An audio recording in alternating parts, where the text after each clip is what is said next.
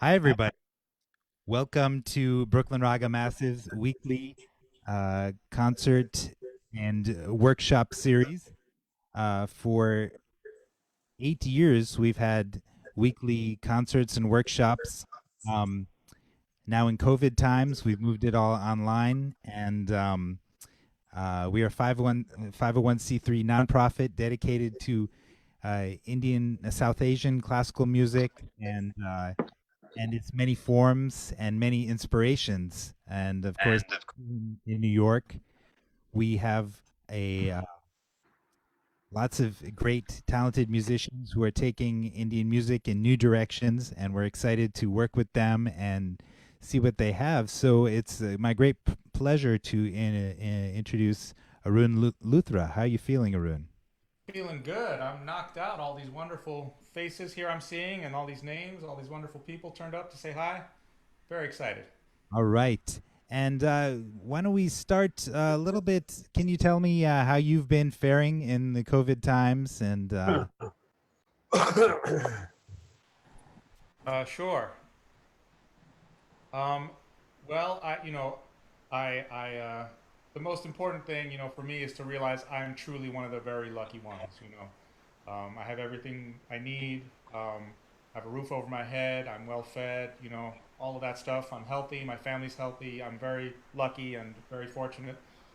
At the same time, as performing artists, this has been really difficult, and I so badly miss playing with musicians, playing for audiences, just being with people and traveling, and you know, we didn't get to see our families over the holidays. I mean, it's also been rough, but all in all, I'm doing as well as could be expected, and I'm one of the very lucky ones. I'm very grateful.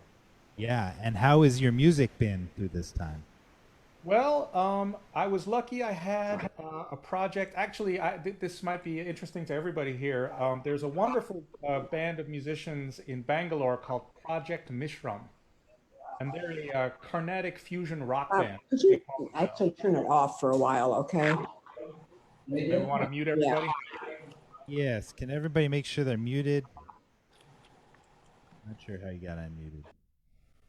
Somehow all these people got unmuted. Go ahead, Arun. Sure. Yeah, I still see some people are not muted. That's all. I was just Yeah. waiting. Uh, so yeah, so this band, Project Mishram, it's a young band. The guys are in their 20s, and they're doing this incredible mix of Carnatic music with heavy metal, progressive rock, and they're also throwing in Brazilian and all kinds of stuff. So they asked me to record a song with them. So I had some work as an arranger and co-composer, and recorded a track for them. So that was great, and then a wonderful guitarist has asked me to write a piece for him. His name is Aaron Large Kaplan. He has a great classical guitar project called Transfigured Night, which is a project of the new Lullaby project. So I've had a chance to do that. And then just, I guess a lot of us have just been kind of trying to maintain our instrumental fitness by practicing. I was very fortunate that a performing arts presenter here in Queens asked me to do an online streaming concert last November. So I got to do that and had a trio version of my band, here doing a stream. So there's been a few things here and there, but they're few and far between. And man, I miss y'all so much. Yeah, we miss it too. So tell me a little bit about your workshop. You're primarily a saxophonist, you would say? I would say so. I guess I've been playing saxophone longer.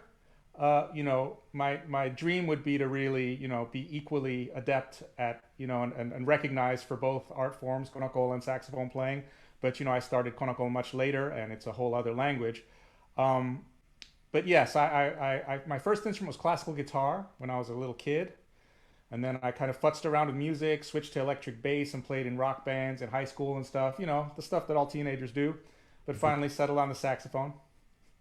Sorry, say that again, I Neil. did some of that too. Yeah, we've all been there. Um, And then the and conical, where did you learn the conical? so I've always had, especially Hindustani music, in my brain, kind of percolating because My father's family's from Punjab, and even though I was born in the States and he was raised in East Africa, during the Empire days, the household was filled with the sound of Hindustani music because my dad loved that music, and he was an amateur tabla player as well. So I learned a few things here and there from him about the bowl and that kind of thing and the different tals. Um, but I didn't pursue it seriously, even though I was really into it. I was very drawn to the rhythmic aspect of Hindustani music and Carnatic music as well. And then finally, I had this incredible opportunity to travel to Chennai for 1 month during the month of December, which is their Carnatic music festival. And I stayed there for a month and studied at a school called the Bharadwani Institute, which is led by a wonderful Veena player and an incredible, Renaissance man named Karaikudi Subramaniam. He's a Veena player. You know him? Heard the name, yeah. Yeah, he's just an incredible person. He's a Veena player, descended from a long line of Veena players, but he also got a degree in English literature here in the United States, and he's developed this incredible system of music education. Anyway, so that's when I really got serious about it, and that was more than 15 years ago now. It's been quite a while.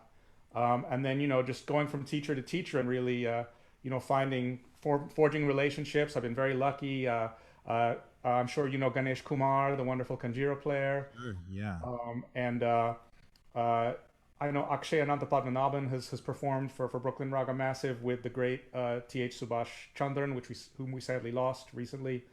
And another one of my main teachers is Selva Ganesh Viyanakram, the son of Viku Vinayakram, one of the founding members of John McLaughlin's Shakti. So I've just really been, reaching out to the Konnakol world and really trying to learn as much as I can because I just love this music and these rhythms. Great, great. Well, why don't we get into your presentation then? Sure, yeah. So hello, everybody. This is so wonderful. I'm recognizing some names here. I'm just so happy to see everybody. So, of course, this is a knowledgeable audience. The Brooklyn Raga Massive audience knows a lot about this music already, and you're aficionados. But I thought I'd just give a quick little background. One thing is just to highlight the two lineages, I guess you could say, of Indian classical music: the Hindustani tradition, which is from the north, and the Carnatic tradition, which is in the south. And the Hindustani tradition is much more popular, much more well known in the West.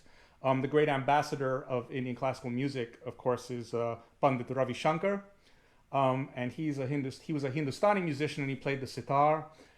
His accompanist was Alaraka, the great tablachi. So tabla and sitar are both Hindustani instruments. And Carnatic music didn't really enter Western consciousness as much, and I think it still hasn't really. But there is there is a distinction. So a lot of us in the West are familiar with the sitar and the tabla, maybe sarangi, shehnai, these different Hindustani instruments.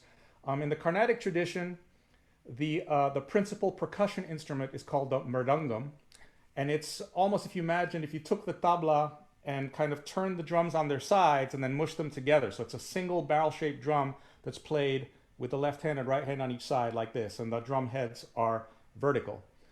And one of the principal stringed instruments in Carnatic music is the veena, which I guess you could say is kind of the Carnatic equivalent of the sitar. And then there's an incredible array of percussion instruments in Carnatic music. The gutam is a clay pot, which you play, and my teacher, Selva Ganesh Viyanakram, his father is the grandmaster of the gutam. My teacher, Selva Ganesh, and his son, Swaminathan, two brilliant musicians, are both kanjira players. So this is a small frame drum that you play, and it's incredible because you can actually change the head tension and get higher and lower pitches. It's an incredibly expressive instrument. There's also an instrument called the morsing, which is it's a percussion instrument that you put in your mouth, and it's metal, and you flick it like this. And you go wong, wong, wong, wong. So it's a morsing. You can also do that. And Konnakol is the vocal tradition that was developed to teach students the mridangam. As I'm sure all of you know, Indian music is an oral tradition. And so disciples are expected to sing the music before they play it on their instrument. So, of course, you can sing melodies, but then a whole other system was developed to sing rhythms. And part of the intricacy of the system is that just like in Hindustani music, where you have da, din, din, da, tete, kata, gadi, gine, da, all these syllables that represent the different ways of striking the tabla, you know, with your index finger, with three fingers, with your palm, with both hands, with one hand, right? It's the same thing with the mridangam. So there are all these different sounds, these different textures you can get from the mridangam. And so a system of syllables was developed to represent these different strokes. Ta, di, num. So, you know, ta is kind of the main stroke, and then di, num, ka, all these different syllables represent different strokes on the drum. So that's how the tradition was developed. But then it eventually transcended the mridangam to the point where now it's an art form and a performance discipline in itself. And there are artists who are exclusively Konnakol artists. One of the most prominent that I'm aware of is Somashekar Joyce, who's based in Bangalore. And he doesn't play kanjira, he doesn't play mridangam as far as I know, he doesn't play any of the percussion instruments. He's a Konnakol artist exclusively. And that's, you know, something that I aspire to be as well, you know, to become really adept in that language of Konnakol. So one of the advantages of being a Konnakol artist, if you're already an instrumentalist, as I am as a saxophone player, is that, you know, I feel like I only have one lifetime, and to learn the technique of a whole new instrument was just such a monumental task, to learn mridangam or learn tabla. But with vocalizing the rhythms, I have instant access to these rhythms and to these rhythmic ideas. I can immediately perform them if I hear them by repeating the syllables, and I don't have to learn a whole new technique. So that's one of the great advantages of Konnakol. In terms of the workshop today, of course, it's a little tricky because we can't play together because of latency. But a couple of the kind of main topics I wanted to get into was, on the one hand, just Konnakol as a concept that allows you to access rhythm. So, for example, you know, if you want to calculate a rhythm, or you're hearing something and you're not sure exactly what it is, if you can sing Konnakol to it, you can figure out what it is. Oh, it's a 3 plus 4, it's a 5 plus a 7, or it's a whatever, right? Also, if you think of a rhythmic concept, you know, for example, something that a lot of us do all the time, like, for example, 4 in the time of 3, or something like that, or something more intricate, you can use Konnakol syllables to immediately get to the sound of it, which is an incredibly useful tool. So it has nothing to do necessarily with Carnatic music, but you're just thinking about rhythmic concepts, and then you're saying, oh, you know, I want to practice 4 in the time of 3, or I want to practice, you know, playing the same phrase at different speeds, or whatever it might be. And using Konnakol syllables is an incredibly powerful tool to do that. In addition, I think it's also valuable for us to speak a little bit, or for me to present to you a little bit, the vernacular aspect of Konnakol, because that's a really important part of the tradition. So it's not just about what the syllables are and the mathematics necessarily, or, you know, what's possible, but also what is typical, what is the language of this music.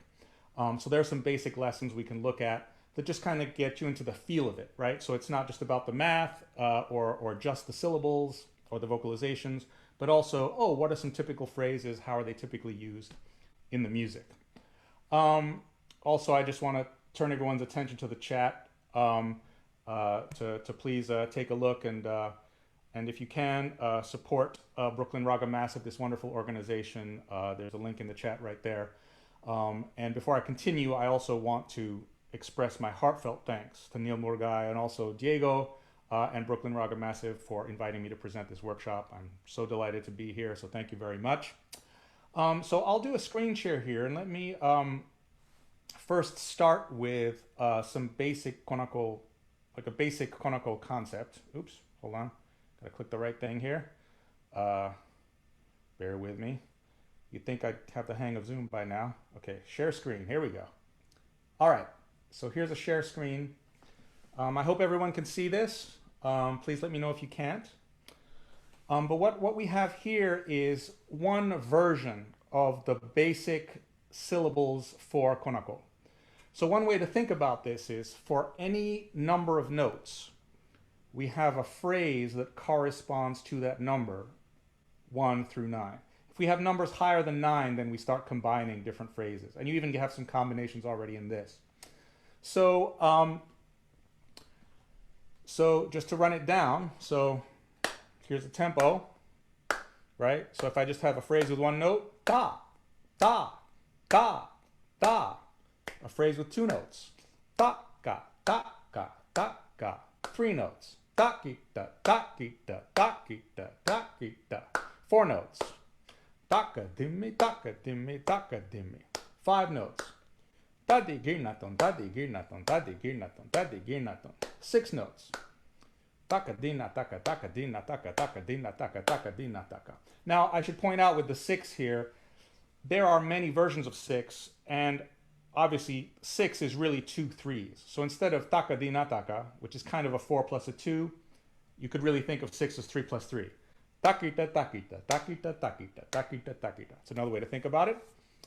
This is the classic phrase for 7, and if you notice, it's actually 4 plus 3.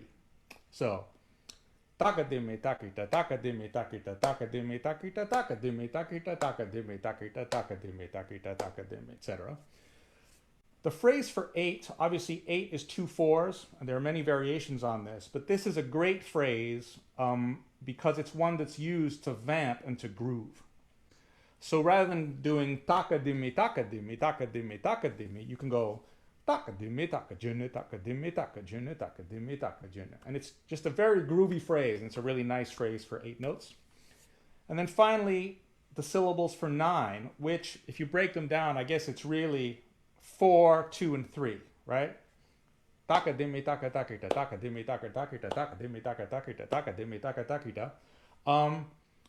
But of course, 9 is also 3 3, so takita, takita, takita, takita, takita, takita, takita, takita, takita, takita, takita, takita, ta, right? So you could think of 9 as 3 3s. So if we're getting into just working, okay, what can we do with this now? We have this knowledge, right? So the first thing that we want to be able to do is just simply have access to these and know what the syllables are. So I learned a fantastic exercise from a brilliant Carnatic musician named B.C. Manjunath.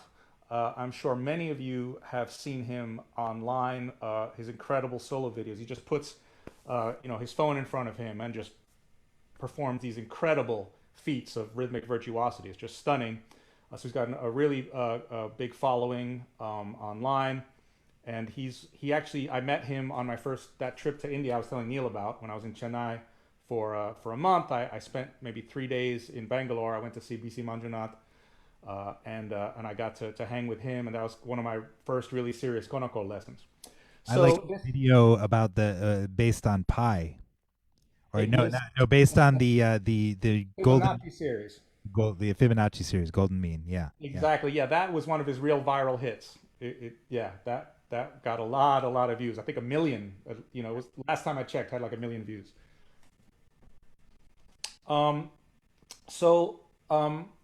This exercise that Manju taught me, I have dubbed the magic number exercise, and I call it that when I teach it to my students in classroom situations. So the idea is we want to be able to instantaneously associate these numbers with these phrases. So a good way to do that, and let me see now if I can find this other document. Hold on a second here. I'm sure it's here some. Oh, there we go. Okay. So I'm not sure how many folks here actually read Western notation, but there is some Western notation in the document I'm about to show you, so that might be interesting for some folks. Okay, so here's magic number exercise examples. So let's take a look at this one. So what the idea is, actually, you know what? Let's do this one. So the idea is that you want to pick a rhythmic cycle with a certain number of beats. So in this case, okay, we're in 2/4. So our rhythmic cycle has 2 beats. And then you want to choose a rhythmic subdivision. So usually in the Carnatic tradition, when you're first learning, you learn at the quadruplet level. You're dividing the beat in 4. So in this case, if we're in 2/4, that means 16th notes, right? 4 notes per beat. That's called Chatushra Nadai in the Carnatic music tradition. So we've got 2 beats per bar, or 2 beats per cycle, and we've got 4 notes per beat. So that means we have 8 notes per cycle. And we've got 4 cycles. I choose 4 because it's a nice number that we're really typical, we're used to using typically 4-bar phrases. That's a really typical thing. So here's a 4-cycle phrase, 2 beats per cycle, 4 notes per beat. So if we do the math, we've got 8 notes per cycle, 4 cycles. 8 times 4 is 32. So it's actually, I wrote it in cut time as well. So if you add up all these numbers, they add up to 32. So what you do is you select a random series of numbers, 2 through 9, that adds up to the number of notes, in this case 32. So I've got 32 notes total. I'm dividing the beat in 4, and I've got 2 beats per cycle. So let me show you what I mean. So one thing that's worth mentioning before I do this is Konnakol itself the word refers to the syllables. But the discipline of performing these syllables in synchronization with a rhythmic cycle, which is delineated by hand gestures, is called solkatu. So solkatu is the actual art form of doing this in time with a hand gesture. So we can get into the hand gestures later, but just for now, I'll demonstrate. So we've got a 2-beat cycle.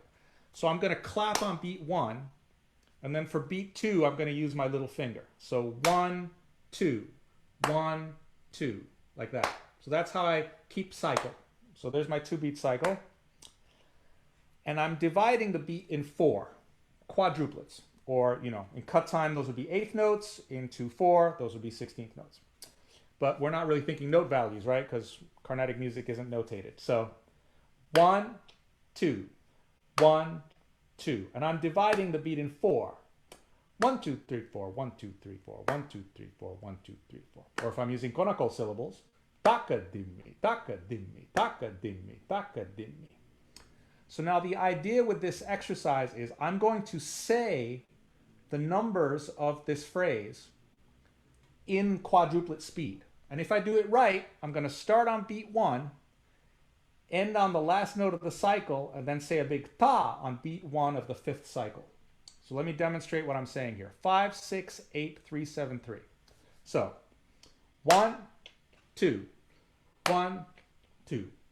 Tadikinaton, taka dinataka, taka dimmi, taka junu, takita, taka dimmi, takita, takita, ta. And I know I did it right because my last ta was on beat 1. So this magic number exercise is great for practicing memorizing these syllables, which is an essential element, obviously, of the discipline, right? You got to know the syllables before you can do some other stuff. And what's also great about it is that you can practice it in different beat divisions. So here's another example, right? So for those of you who read Western music notation, it could be written in 12/8 or in 4/4 with triplets, right? So in this case, I have a 4-beat cycle or 4-beat measure, and I've decided to divide the beat in 3. So I've got 3 notes per beat and 4 beats per cycle. So that gives me a total of 12 notes per cycle, 12 notes per bar. 4 bars, 12 times 4 is 48, and then I end with the ta on beat 1. So when I put my series of numbers together up here, I need them to add up to 48. And if I do it correctly, when I recite it, after I finish, I'll have a big ta on beat 1. So let's give it a shot. So now I've got a 4-beat cycle. So here's the hand gesture. 1, 2, 3, 4. So little finger on beat 2, ring finger on beat 3, middle finger on beat 4. And these are the hand gestures for for Carnatic music, for keeping tala, for keeping cycle. So 1, 2, 3, 4, and I'm dividing the beat in 3, right? That's my choice. That's what I chose this time. 1, 2, 3, 1, 2, 1, 2, 3, 1, 2, 3. Or in Konnakol syllables, I could think of it as ta-kita, ta-kita, ta-kita, ta-kita, right? So now I'm going to say 7, 3, 4, 9, 5, 8, 3, 5, 4 in triplet speed with a 4-beat cycle. So here I go. 1, 2, 3, 4. Taka dimmi takita, takita, taka dimmi, taka dimmi, taka takita, tadikinatum, taka dimmi, taka janu takita, tadikinatum, taka dimmi ta. And again, the way I know I did it right is that my last note, ta, was on beat 1. So we did quadruplets, we did triplets. We can also do duplets, dividing the beat in 2. So just as one more example. So in this case, my cycle has 6 beats per bar. 1, 2, 3, 4, 5, 6. 1, 2, 3, 4, 5, 6. And I'm dividing the beat in 2. 1, 2, 1, 2, 1, 2, 1, 2, 1, 2, 1, 2.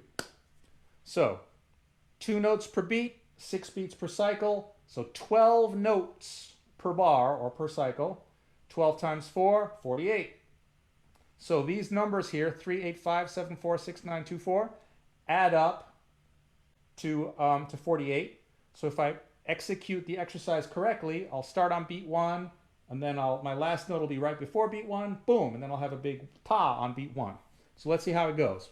So 3, 8, 5, 7, 4, 6, 9, 2, 4, with 6 beats per cycle and 2 notes per beat. So 1, 2, 3, 4, 5, 6. 1, 2, 1, 2, 1, 2, 1, 2, 1, 2, 1, 2. Takita, taka dim, taka jonu, tadiki natom, taka dimmi, takita, taka dimmi, taka dina, taka dimmi, taka, takita, taka dimmi, ta. So, all that to say, that's a lot to take in just all at once. But this is a really wonderful exercise to practice memorizing the syllables. It's a really, really great way to do this. By the way, I'll keep an eye on the chat, but please ask questions as I go, because I know I'm going quite fast. And I can't see your faces, so I don't know how you're reacting. So please feel free to put a question in the chat or unmute yourself and ask a question at any point. Okay. So that's the magic number exercise, which is very helpful for simply memorizing the syllables. And I'll put up the syllables one more time here. There we go. Oops. There we go. Okay. So that's a great way to get started with Konnakol. Just get a handle on the syllables. And the other thing is you want to practice these syllables with different beat subdivisions, right? So in Western music, like the groove musics that I typically play, so I apprenticed with, Billy Harper and Charlie Persip and, that tradition of music. Generally, we tend to play duplets, that is 2 notes per beat, sometimes with a swing feel. Triplets, 3 notes per beat, and quadruplets, 4 notes per beat. Those are kind of the basic subdivisions that we're used to playing all the time in that tradition. In Carnatic music, it's also very common to play 5 notes per beat, which is very tricky for someone who's grown up in the Western tradition. We're just not used to that at all. And then there's also a 7 note per beat septuplet subdivision and 9 notes per beat, a non-uplet subdivision. And those sound very uncomfortable and very unfamiliar to a Western trained musician, typically, I found. I know that's the case for me. I've barely scratched the surface with 5 notes per beat, and I haven't even touched 7 and 9. It's a whole other thing. But all that to say, even if we just take 2 notes per beat, 3 notes per beat, and 4 notes per beat, we can practice all these phrases at those speeds. So for example, if we just take taka, right? So if I do taka at 2 notes per beat, so here's my tempo, and I go taka, taka, taka, taka, straight ahead, right? Now what if I do it at triplet speed? ta ta ta ta ta ta taka taka taka taka taka taka taka taka taka. What about quadruplet speed? 1 2 3 4 1 2 3 4 taka taka taka taka taka taka taka taka, right? So even just that is really good practice. And you can practice going back and forth between them, which is tricky actually, especially going from a triplet, beat subdivision to either duplets or quadruplets is quite challenging. So what if I did, let's say, 4 beats of each or something, right? So taka taka taka taka taka taka taka taka taka taka taka taka taka taka taka taka taka taka, right? So just to practice that. Now what about takita? I could do the same thing. Takita, takita, takita, takita, takita, takita, takita, takita, takita, takita, takita, takita, takita, takita, ta. So I'm practicing saying takita at duplet speed, triplet speed, and quadruplet speed. It's a very good practice. Takadimi is very similar to taka, right? Takadimi, takadimi, takadimi, takadimi, takadimi, takadimi, takadimi, takadimi, takadimi, ta. Tadikinatum, this 5 phrase, is a really, really prevalent phrase in the tradition. And there are all these different ways that it can be manipulated. It's a really great phrase. But just to get started, we could practice doing it at different speeds. And, I can't hear you, I can't see you, but if you want to play along with me, feel free. So here's what we'll do. I'll set up a 5-beat cycle. 1, 2, 3, 4, 5. And I'll do it at duplet speed, then I'll do it at triplet speed, then I'll do it at quadruplet speed. So feel free to join along, to join me, to sing along. So tadikinatum is the phrase, duplets, triplets, quadruplets. And here's the count off. 1, 2, 3, 4, 5.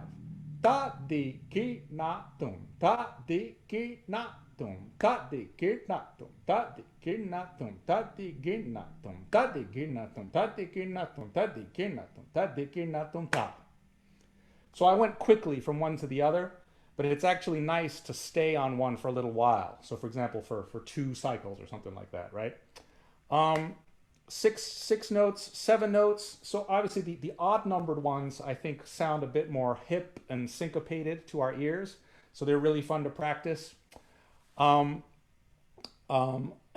like I said, you can practice these at just duplet, triplet, quadruplet speed. It's a really nice way to develop your rhythmic, solidify your rhythmic feel, and really be able to switch between rhythmic subdivisions. It's a really nice exercise. And what's great about this too is that depending on the length of the phrase, it's going to lay in different parts of the measure, right? So, it starts on beat 1, but then, it's going to be on a different part of the beat, and it kind of goes around, and then eventually it comes back around, which is really cool. I mentioned the phrase tadikinatum, and there are different pronunciation variations to this. Tadikinatum, tadigirnatum, tadikitatum. Let's see. Tadigirnatum, tadikitatum, tadigirnatum. Anyway, there are different variations to this. But one thing that's worth sharing with you is how this phrase can actually be used to do a lot of these numbers. So here's what I mean. One of the ways that you manipulate phrases in the Carnatic music tradition, once you know the basic phrases, is to put gaps or rests between the syllables.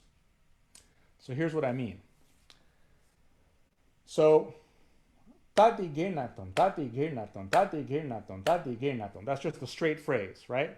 Now what if I put a gap, a rest between D and ki?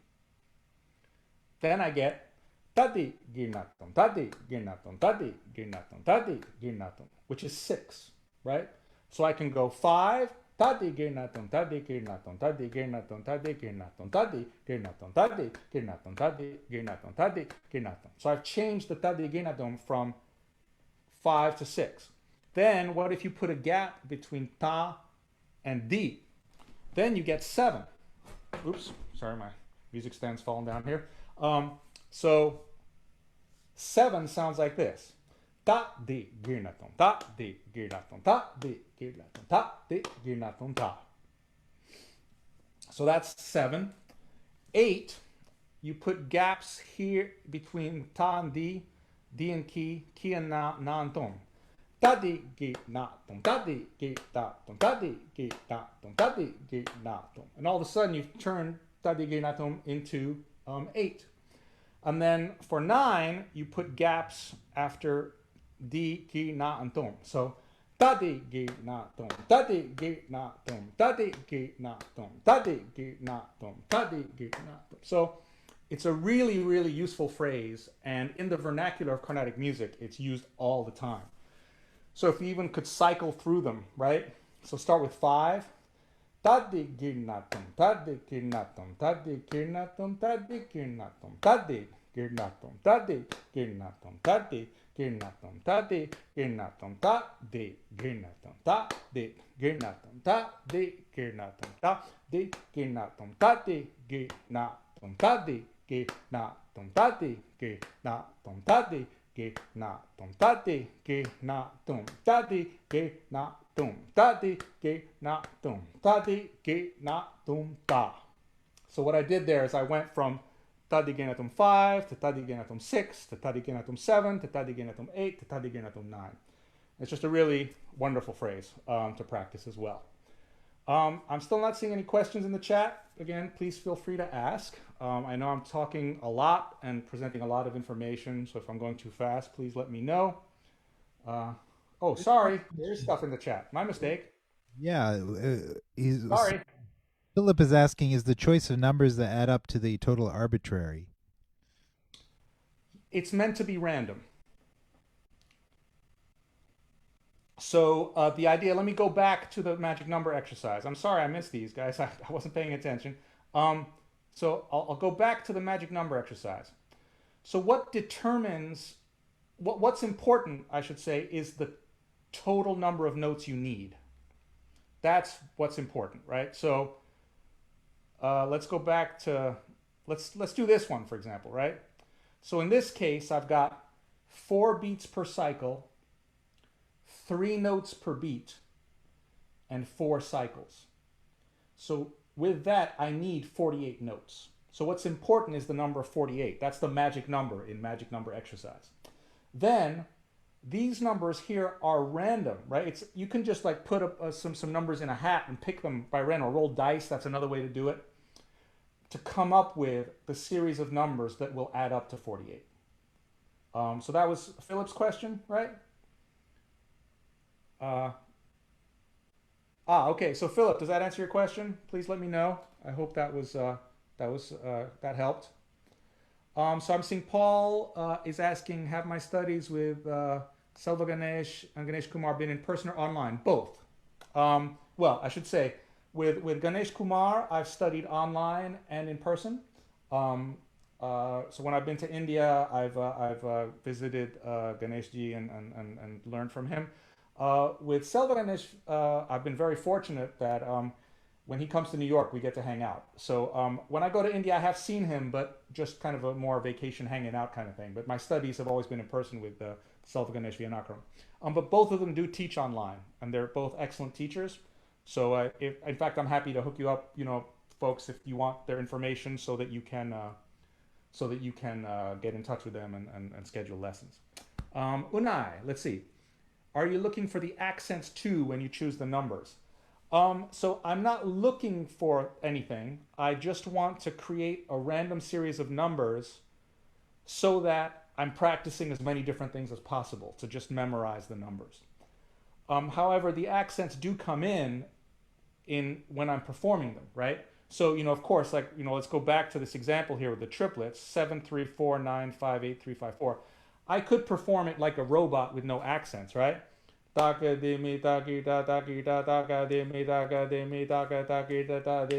Okay, yeah, cool. But why not put some attitude into it? Make it fun, make it sound good, make it musical.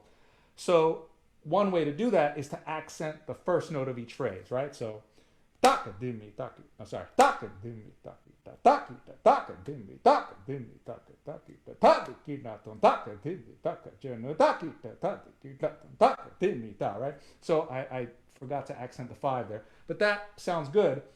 A nice variation, actually, speaking of accents, Unai, is you can just say the first note of each number and say the rest in your head silently, right?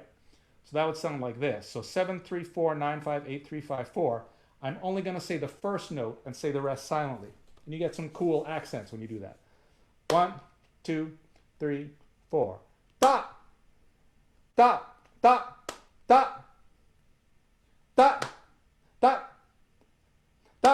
da, da, da, right? That's pretty cool, actually. So I think whenever you're practicing this stuff, at least my philosophy is try to make it as fun and musical as possible. Another great way to practice this in terms of the accents and everything is to actually play with a recording. So, for example, with triplets, I immediately think of a shuffle feel.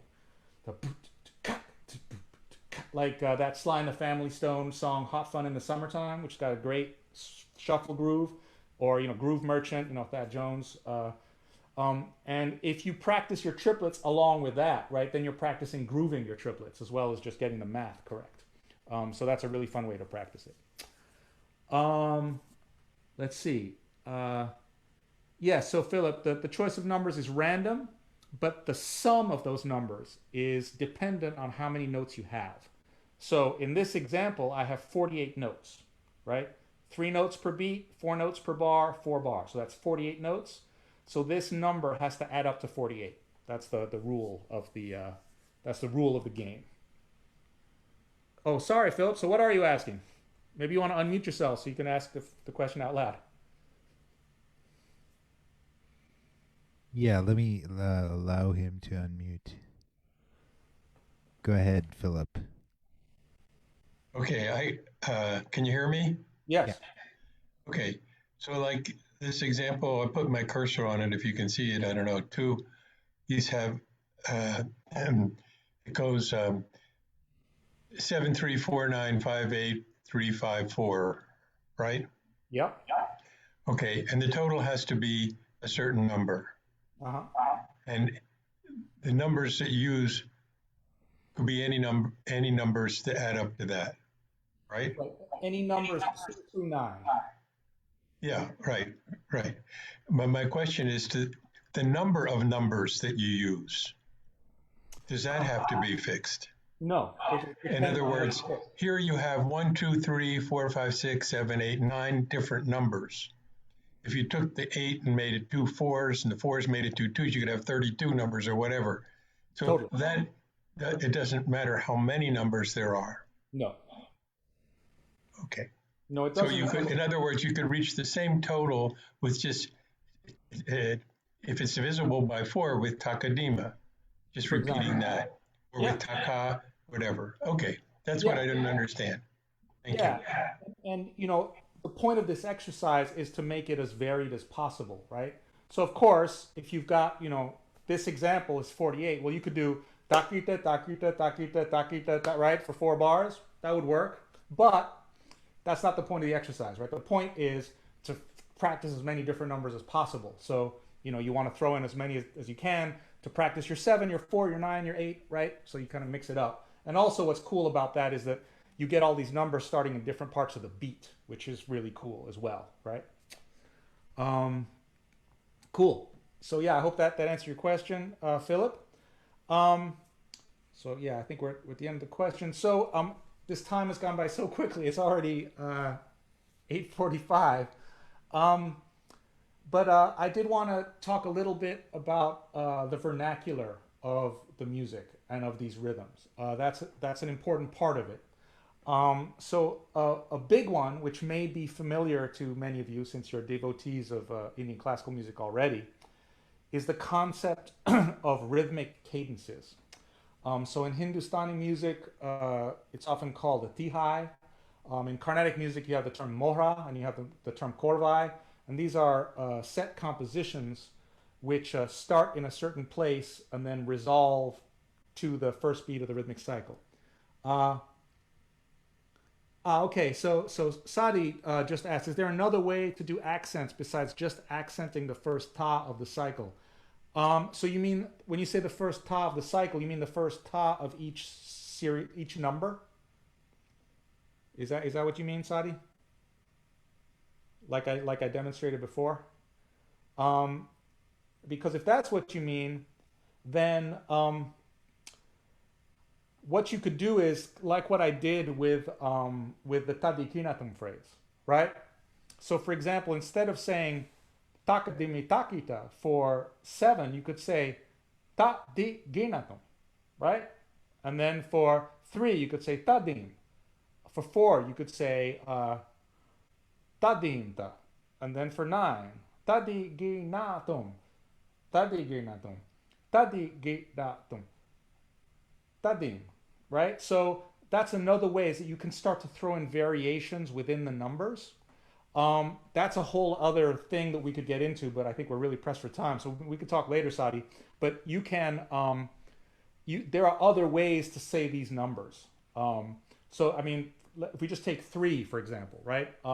So takita, tadim. So tadim, and then the dim is 2, right? So the ta is 1 and the dim is 2.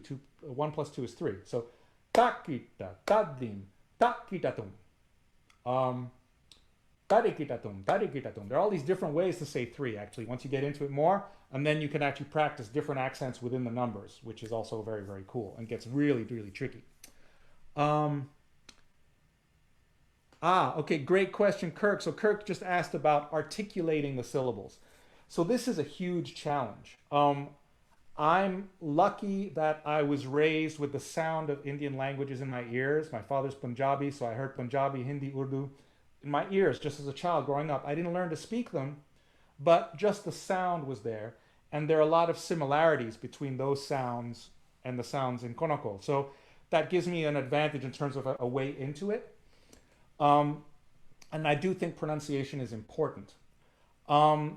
Manju, my friend and teacher, gave me an incredible tip at one point. He said that actually the biggest challenge with Konnakol to get clarity at faster speeds is moving your tongue back. It's the back of the tongue or having your tongue in the back of your mouth. Because a lot of times we get, I noticed this as I was learning, is you start wanting, you use the tip of your tongue in the front of your mouth to try to get these articulations. And that's actually not where the issue is. So I'll give you a good example. So let me go back to the syllables. Right here. So you'll notice that takita turns up a few times. So takita, takadimi takita, takadimi taka, takita, this right here. This is a really good example. So this is where you get into languages, right? And the different phonemes in different languages. So in English, a T is just a T. It's the same no matter what word you're saying. But you can actually say the T sound with the tongue in front of your mouth. Ta, ta. So my tongue is at the top of my mouth there. Ta. Or you can say da, da, da. And in that case, the tip of my tongue is actually flicking off my palate in the back of my mouth. So it's 2 different T sounds. Ta, da, da, da. It's a very subtle difference, but it's there. So in the case of takita, the first ta is in the front of the mouth, and the second ta is in the back of the mouth. So takita, takita. And why that's so helpful is because if you try to say 2 front of the mouth T's in a row, ta ta ta ta ta, it's hard to get speed. But if you say the T in the back of your mouth, ta ta ta ta ta ta, it's actually a lot easier because your tongue's flicking forward for the ta in the front of your mouth, right? Takita, takita, takita, takita, takita, takita. And of course, I don't have incredible speed the way Manju and Salvaganesh do and all that, but that helped me a lot. Another thing that really helps, Kurt, is you can actually soften the consonants as you get faster. And this is something nobody told me until I was years into it. So for example, T can become D. So instead of ta, you say da, and K can become G, G. When you say da, it's actually a lot easier to say that faster than taka. So taka taka taka taka taka taka taka taka versus taka taka taka taka. So both of those things help a lot. Yeah, it's like a bass drum pedal, I guess. Yeah, like yeah. So your tongue's rebounding. Kita kita kita ta ta ta ta ta ta ta ta ta ta. It's a very similar concept. So Paul is talking. So and just to finish Kirk's question. So those two things really help. Manju had a really great point in a video that he posted a while ago, where he said it was an interview with someone, where he said he actually just walks around the house saying a phrase or a composition. And, you know, natural human tendency is to just speed up as you repeat it over and over and over again. That's just a very natural thing, right? You know, humans don't have perfect time, right? So he says just doing that, right? You start at a comfortable tempo where it's super clear. And then if you just keep going and you're walking around the house, maybe you're dusting your shelves or you're washing some dishes, whatever. And after 10 minutes or 15 minutes, you're still saying the same phrase, but the tempo's gone up just because that's a human tendency. And that's a way also to kind of practice and get clarity as you move faster. But a big one is, yes, flicking the tongue back for ta and changing the consonants to soft consonants when you get faster. Another one is for tom, leaving out the M. When you're going really fast, I'm softening the consonants, and then also I'm not saying the M. I'm just saying tadigetato, tadigetato, tadigetato, tadigetato. So slows me down, right? So that's another trick. But like with anything, in Kirk, you know, you're a maestro, you know this as well as anyone, better than most. Start slow and speed up. You know, that's the trick. So Paul, you asked about the word composition as far as Carnatic music goes. You said it seems like it's used in a different way from Western music, like it's a micro composition.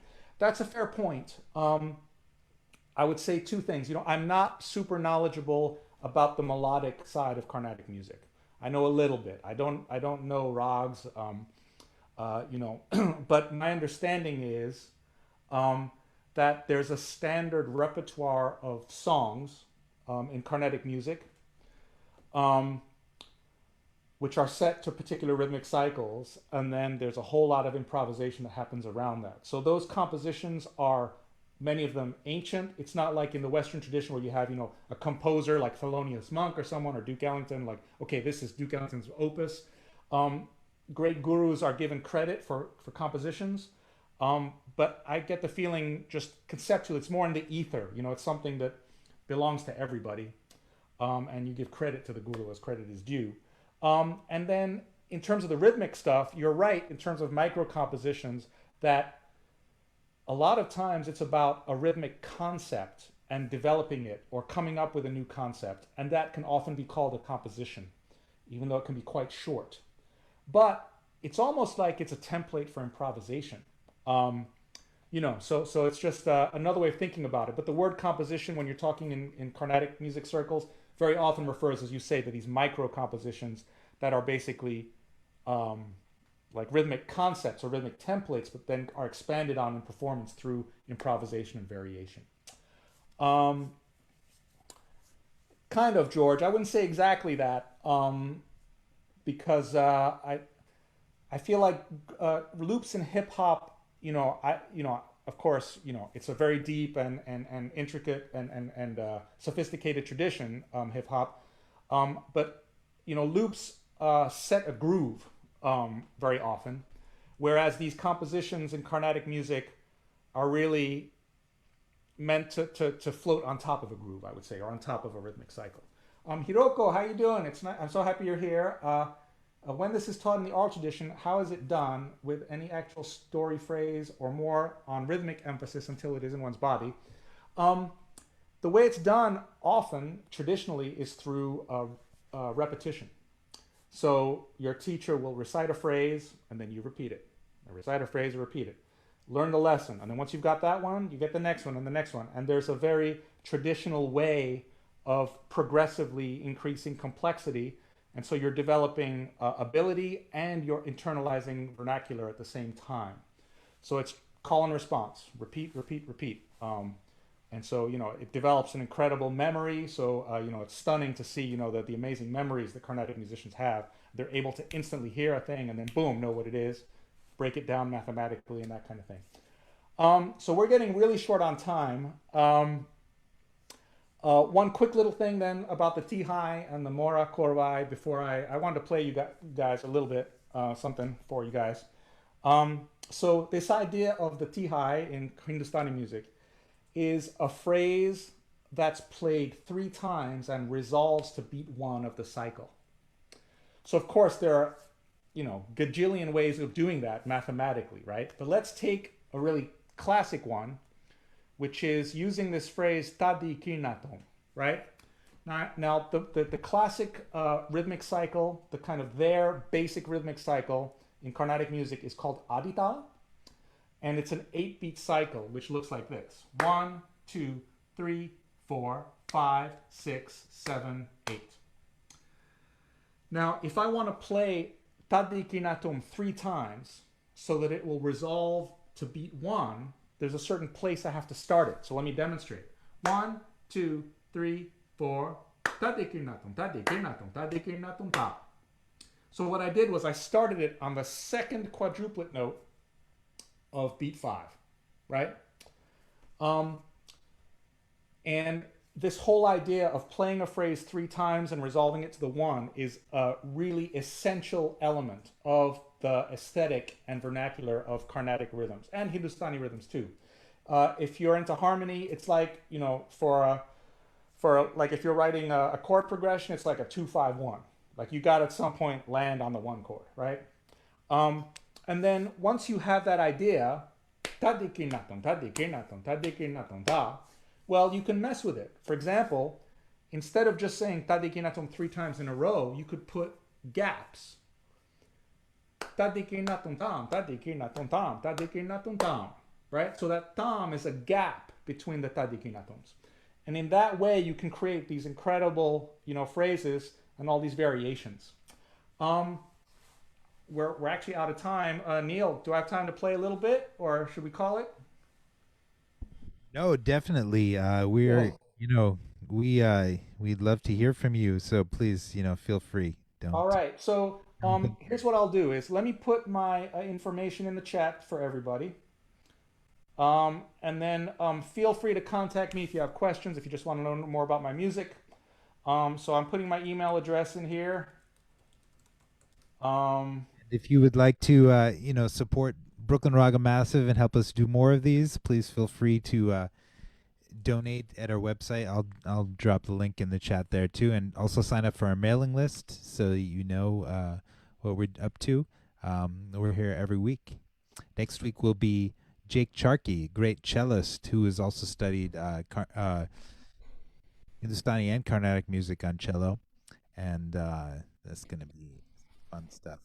But Arun, please feel free to play. Right on. Well, thank you for having me. Thanks for hanging out a little bit later, everybody. I put my email address and a couple of links in the chat. The name of my band is the Konnakol Jazz Project. I've yet to issue an album of the music, but I do have a bunch of concert footage at konnakoljazzproject.com. So if you want to check that out, I'd love to hear from you. Feel free to write me an email. We can talk more about Konnakol or anything else. I'm going to adjust here, and I'm going to play for you. So one thing that's worth mentioning. Stop the share, Arun. Oh, right. Yes. Good call. Okay. So one thing, that has been on my mind, and, I mentioned this when Neil and I were speaking at the beginning, is I miss making music with y'all. It's just, and my favorite thing about making music is making music in real time with other musicians, right? It's that conversational element and that feeling of making music together. It's hard to do, right? We're trying to physically distance and be responsible with the pandemic. So I acquired a looper, which is, something that, I thought about for a long time, but never really had the motivation to do. Okay, now I had a reason to do it. And I finally got something up to speed. So if you'll indulge me, this is my first attempt at a performance with a looper. And it's an arrangement of a piece that I originally composed for my quartet. It's called Collective, and that actually was originally composed for a crazy concert. It was a new school faculty collective with 3 pianos, 4 basses, voice, trumpet, and percussion or something. It was just like a crazy mix of instruments. Then I adapted it for my quartet. So I came up with this arrangement, kind of abbreviated arrangement of my piece Collective to be performed solo with this looper. And it uses some of these Konnakol materials that we've been talking about. So here I go. Wish me luck. Let's see how the. And could you remember to adjust your volume there? Yes, good call.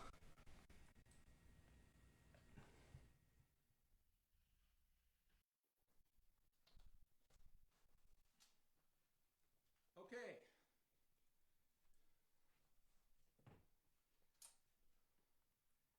First attempt at a public performance on a looper. I'm happy it's for you guys. Here I go. Check, check, 1, 2. All right. Let's see how we do. All right.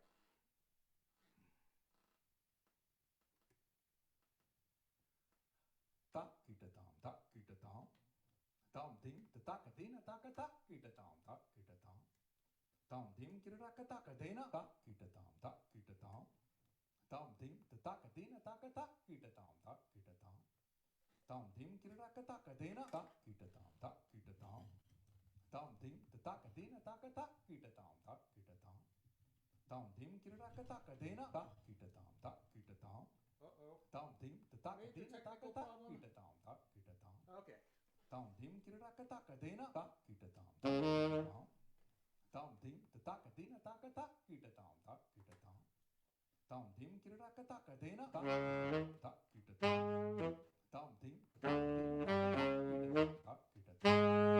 tam tim kita ka ta ta kita tam tam tim ta ka tina ta ka ta kita tam ta kita tam tam tim kita ka ta ka tina ta kita tam tam tim ta ka tina ta ka ta kita tam ta kita tam tam tim kita ka ta ka tina ta kita tam tam tim ta ka tina ta ka ta kita tam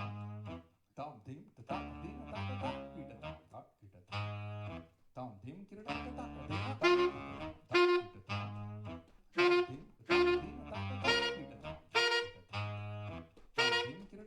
ta kita tam tam tim ta ka tina ta ka ta kita tam tam tim kita ka ta ka tina ta kita tam tam tim ta ka tina ta ka ta kita tam tam tim kita ka ta ka tina ta ta ka tina ta ka ta ta ta ke na ta ta ke na ta ta tina ta ka ta ka tina ta ka ta ta ka ta ke na ta ta ke na ta ta kita tum ta kita tum ta ta ka ta kita ta tina ta ka ta kita tum ta kita tum ta ta ke na tum ta ke na tum ta ke na tum ta ke na tum ta ka ta kita ta ka ta kita tum ta kita tam ta kita ta kita ta ka tina ta ka tina ta ta kita ta tina ta kita ta tina ta kita ta kita ta kita ta tum ta kita tam ta kita tum ta tina ta kita ta kita ta tina ta ka tina ta ka tina ta kita ta kita ta tum ta kita ta tum ta kita tam tam tam dum ta kita ta kita ta tam tin tin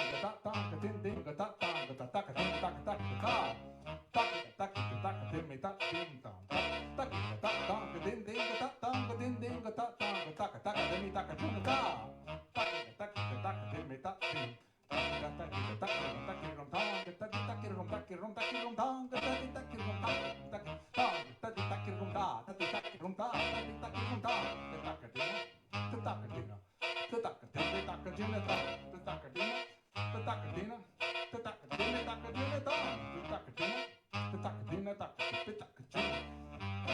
tin ta ka ta tin ta ta ka tin me ta ta kita ta me ta kita ta kita ta ta kita ta me ta kita ta tin ta ta kita ta me ta kita ta tin ta ta kita ta me ta kita ta kita tin ta kita ta me ta kita ta kita tin ta kita ta tin ta kita kita tin ta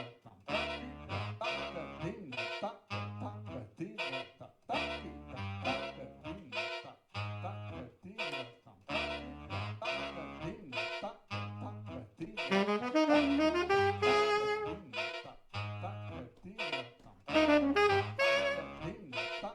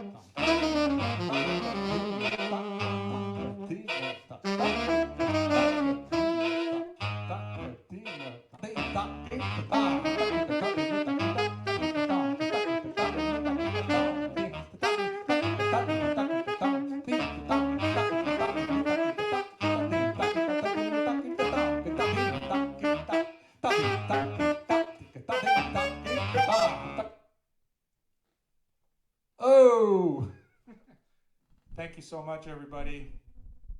Yes, amazing. I think we're all Thank you, Neil. all right. Thank you. That was really special, man. Nice, and I'm so honored that you first time looping performance was right here. Right on, man. Yeah, I mean, I'm very grateful to you for giving me the inspiration and the motivation to do it. And I'm Wait, so grateful to you and Brooklyn Raga Massive for inviting me to do this. It's just been an absolute pleasure to see everybody and to talk with you and see all my friends. Yeah, really wonderful. cheers. What kind of looper are you using, by the way? So this is a Boss RC505. So it's a 5-channel looper. Actually, why don't I come closer here? Change the gain. Sure.